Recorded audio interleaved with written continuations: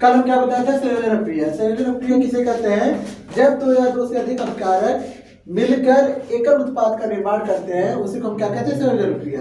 तो कंप्लीट हुआ था। दूसरा हेडिंग था वियोजन अपक्रिया, वियोजन। दूसरी अपक्रिया का नाम वियोजन या इसी को कहते हैं अपघटन अपक्रिया, अपघटन अभिक्रिया। इसका दो नाम है, अभिक्रिया। अब इसको अंग्रेजी में क्या कहते हैं, अगर कोई पूछे इसको अंग्रेजी बता सकते हो, डीकम्पोजिशन रिएक्शन, रिएक्शन है ना। अब इसकी परिभाषा देखो, वियोजन या अपघटन क्रिया किसे कहते हैं। वियोजन का मतलब क्या होता है, वैसे तुम जान सकते हो। वियोजन मतलब होता है टूटना, वियोजन मतलब क्या होता है, टूटना, है ना। अब इसकी परिभाषा क्या है, ऐसी रासायनिक अपक्रिया जिसमें एकल अभिकारक टूटकर दो या दो से अधिक उत्पाद का निर्माण करते हैं, उसको क्या कहते हैं, वियोजन या अपघटन अपक्रिया, है ना। क्या, ऐसी रासायनिक अपक्रिया जिसमें एकल अभिकारक टूटकर दो या दो से अधिक उत्पाद का निर्माण करते हैं, इसी प्रकार की अपक्रिया को हम वियोजन या अपघटन अपक्रिया कहते हैं। जैसे इसका उदाहरण देखो, उदाहरण क्या है, पहला, जैसे तुम बता सकते हो कैल्शियम कार्बोनेट, कैल्शियम कार्बोनेट को जब हम गर्म करते हैं तो क्या होता है, ये टूट कर किसमें टूटेगा, कैल्शियम ऑक्साइड और कार्बन डाइऑक्साइड गैस। अब देखो इधर क्या है, एकल अभिकारक है और ये टूट रहा है किसमें, दो उत्पाद में। इसी प्रकार की अपक्रिया को कहते हैं वियोजन या अपघटन अपक्रिया।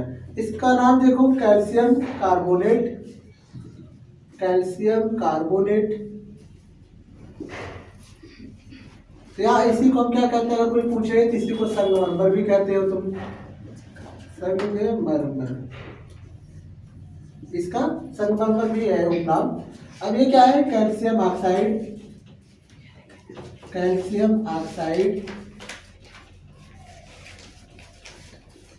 और इधर क्या है, carbon dioxide gas, carbon dioxide gas, oxide gas.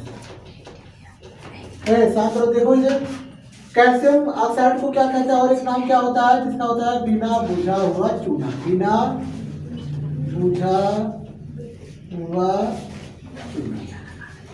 ये कंप्लीट हुआ।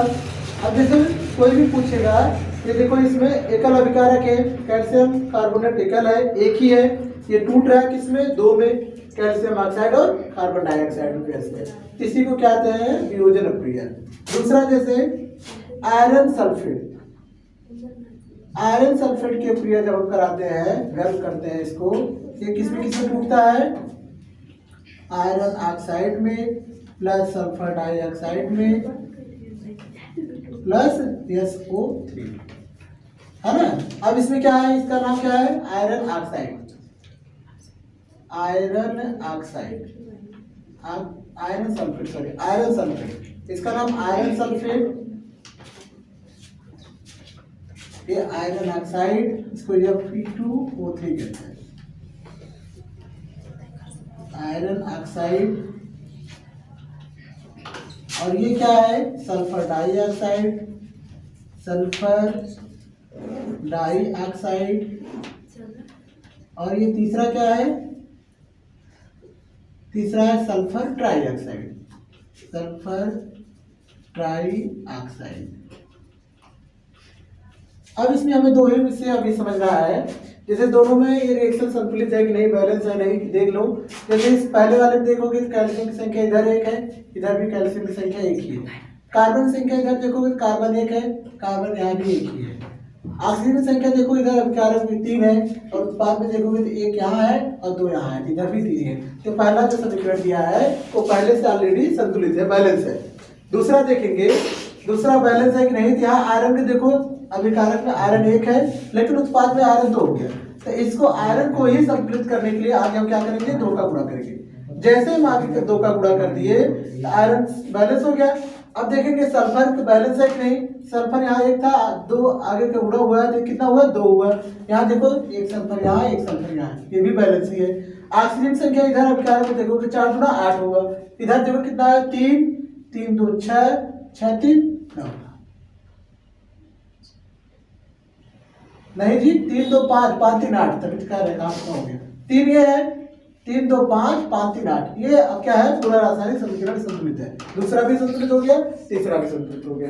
अगर कोई पूछे मान लो वियोजन अभिक्रिया के प्रकार कितने होते हैं, तो यहाँ हम लिख देते हैं इसका प्रकार तीनों। वियोजन अभिक्रिया के प्रकार।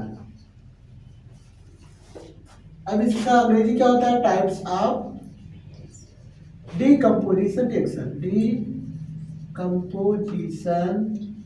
रिएक्शन। इसके प्रकार को भी तुम बता सकते हो, वियोजन अभिक्रिया कितने प्रकार की होती है। तो नंबर 1 क्या है, उष्मीय वियोजन, उष्मीय वियोजन जिसे हम कहते हैं अपघटन, या तो हम उसमें अपघटन भी कह सकते हैं, उसमें वियोजन भी। दूसरा प्रकाश वियोजन, प्रकाश वियोजन, या इसी को प्रकाश अपघटन भी कह सकते हो। तीसरा अगर कोई पूछे तो तीसरा बता सकते हो विद्युत वियोजन, विद्युत वियोजन या अपघटन, है ना।